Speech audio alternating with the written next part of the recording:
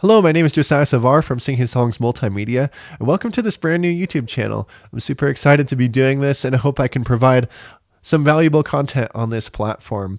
I'm going to be uploading once a week. Today I actually have 2 uploads for you. More on that in just a second. But I wanted to start things out with a series on music theory for worship pianists.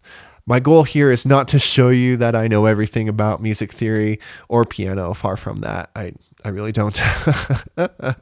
Contrary to popular belief. No, not at all. My hope and prayer for this is that I will be able to share some things that I have learned, maybe bring a fresh perspective on worship piano. Maybe you'll see things in a way you hadn't quite seen it before. Anyways, that's what I'm hoping to do here. This video that you're watching right now might be a little boring. I wanted to just get some things out of the way so that we're all on the same page. A lot of this is probably old news to a lot of you watching, so you can skip on to the next video that I'm uploading today, which is about voice leading. I will link that somewhere. But real quick, I wanted to just use this video to just get some things out of the way and explain some basic concepts that are really going to help us out. And those are half steps, whole steps, major and minor scales, and major and minor chords. So real quickly, let's just jump right into them. So half steps and whole steps. These are both in the category of steps. A step is just up or down to the very next pitch, right? Or alphabet letter. So if we start on the note A and we go to B, that's going to be a step. Or A to G, that's also a step. A half step is the smallest distance that we have available in music. A half step is up or down to the very next key, not letter name. It's going to be up or down to the very next key or tone. So if we start on that A again and we want to go up a half step, that's going to lead us to this black key right here.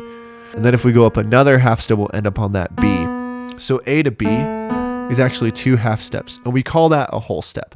A whole step is just 2 half steps. So anyways, that's the gist of half steps and whole steps. They're going to become really important.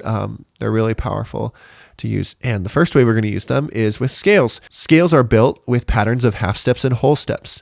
Probably the easiest one to understand is the key of C major because it is all white keys. If we start on the note C and we just go up to the next C, C, D, E, F, G, A, B, C, that is a major scale. I'm sure you've heard that before. It's the do, re, mi. I'm not going to try to sing today. My throat isn't happy with me. But if we look at this closely from the perspective of half steps and whole steps, we can see that the pattern will be whole, whole, half, whole, whole, whole, half. I always like that pattern of the major scale. It kind of has this cool rhythm to it, right? If you just say it real fast, like whole, whole, half, whole, whole, whole, half, kind of sounds, I don't know. I always found that fun. Anyways, that is the major scale pattern. Let's look at a minor scale. A minor scale can be built off of the sixth note of a major scale. So if we go with C again, C major again, the sixth note is A. And if we just play from A to A, using that same alphabet, the all white key alphabet, A, B, C, D, E, F, G, A, that's a minor scale. Again, probably a familiar sound. If we look at it again from the perspective of half steps and whole steps, the pattern is whole, half, whole, whole, half, whole, whole, right? That's your minor scale pattern. So major and minor scales, you can build them using those 2 patterns. And you can build them from any note, any starting note. We call that the root note or the tonic note. So if I wanted to start on C sharp and build a major scale, whole, whole, half, whole, whole, whole, half, right? And then we have the same sound, just starting with a different note, using a lot of black keys and some weird spellings. But anyways, that is the gist of major and minor scales. Major and minor chords are, I think, even a little bit easier because we can build them with just half steps.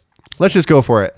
If we start at C and we want a major chord, we're going to use the numbers 4 and 3.